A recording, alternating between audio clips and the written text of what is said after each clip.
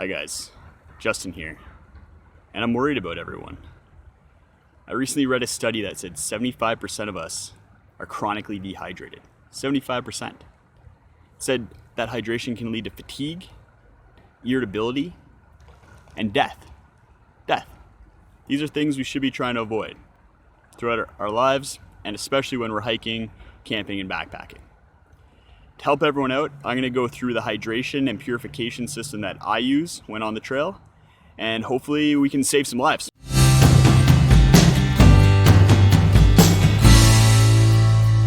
So why do we need to make sure that we have clean water? If our water isn't from a source that we know is clean, or we haven't purified it, then we could be at risk of bacteria, parasites, and viruses. So there's 4 main ways that we can purify our water, those being UV, chemical, filtration, and boiling.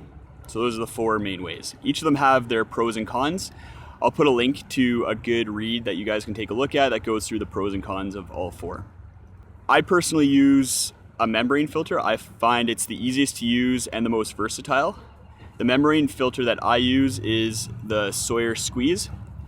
It's a 0.1 micron hollow fiber membrane filter. The Sawyer Squeeze removes 99.99999% of bacteria and parasites. So that's highly effective. It's been used by thousands of people to filter millions of liters of water, has a great track record. I highly recommend it. To use the Sawyer Squeeze, you need to fill up a water bag or bladder and attach it to the end here, and then squeeze the water through the filter. The water comes out this end. The filter comes with this bag right here. It has this narrow opening that you fill with water and then attach the filter onto and squeeze it through. This bag is not great. So instead of using that bag, I've picked up the CNOC Vecto water bladder. So this is a clear, flexible bladder that also can attach to the Sawyer Squeeze. The main benefit of this bladder is this wide opening that it has on the one end. So it makes it really easy to scoop water into it, and you save a lot of time when you're on the trail. Because it's flexible, it's then also really easy to squeeze and roll the water out of the bag and through the filter. As my water vessel, I use the Smartwater bottle, the 1 liter version. These are just cheap plastic water bottles you can get at any convenience store. They're great because they're durable, they'll last you at least a year or 3, and they're narrow, so it's really easy to fit them into 2 of them into a side pouch or into a chest pocket. You can also get these flip top lids with the 700 milliliter versions. I like to buy them and then attach them to the 1 liter. A little tip when using them is to mark the opposite end of the hinge with black permanent marker. Makes it really easy to flip up, and you reduce torque on the hinge, which will elongate the lifespan of the cap. Another benefit of these flip caps, and something that we'll get into a little bit more detail later, is that they fit onto the one end of the Sawyer, so you can actually back flush the Sawyer Squeeze really easily using the flip cap. And the final piece of the system is this connector.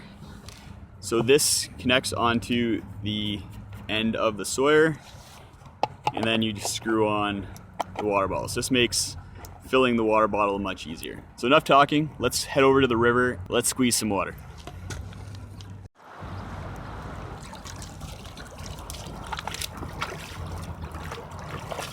All right, so we're in the water here. Got my bladder. You want to make sure that the one cap is on. Then you can just slide off the slider there. I like to hold the bladder on one end and then just scoop. You can usually fill it up in just a couple scoops. It's pretty straightforward, much quicker than using the bladder that comes with the device. So next up, grab your Sawyer Squeeze. I already have the connector on here. Remove the orange cap off of the CNOC Vecto, and then we screw on the filter. And then we screw on the Smartwater bottle. So you want to make sure that the Smartwater bottle is not screwed on too tight, just snug but loose, so that when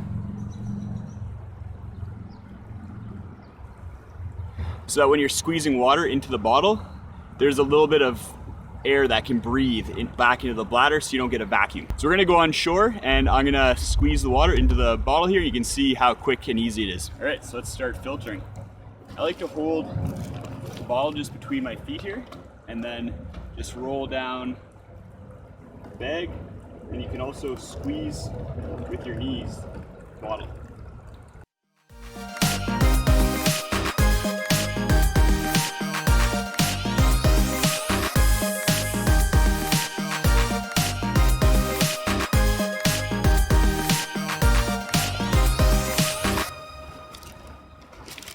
All right, so now we have some clean water.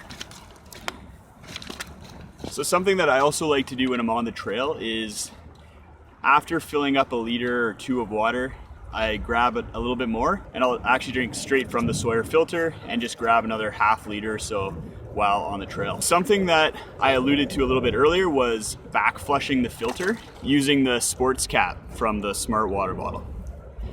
So like I showed before, the sports cap just fits right over the end there, and then you can back flush some water. So I usually give a good squeeze for like 5 seconds, back flush, and that'll keep your Sawyer filter just functioning a little bit longer and help with it not getting clogged up. So if you do find that your filter is starting to slow down and the water isn't coming out quite as quickly, there could be calcium buildup that's happening inside the filter, and that's if you have really hard water. What Sawyer recommends in that situation is that you soak the filter in vinegar for 30 minutes and then back flush it thoroughly. And that should get rid of any of the mineral buildup and help your Sawyer get back to filtering quickly. When I'm on the trail, it usually takes about 40 seconds to a minute to filter 1 liter of water. So that's quite quick and comparable to any of the other membrane filters that are out there or a UV filter. Another thing to be aware of is that the filters are sensitive to freezing. So after using it, you still have some water left in that membrane. And if the temperatures get into the freezing levels and the filter is exposed to that, then it could freeze the filter and break some of the membrane. When that happens, your membrane's toast and it's not going to effectively filter the water. So if it does get kind of chilly out, what I do is take the filter, put it in a plastic bag, and keep it in a pocket close to my body. And then when I'm sleeping at night, I put that same bag with the filter in it into my sleeping bag to keep it warm, and that'll prevent your filter from freezing and having to buy a new one. Thanks for watching, guys. If you liked the video, smash that like button and subscribe in order to stay updated on all the new content that I'm going to be putting out. I plan on putting out a video almost every week. If you have a friend that may be struggling with hydration, feel free to share this video with them. Could help them out and you could save a life. I'll see you guys later, and remember, hydration's no joke.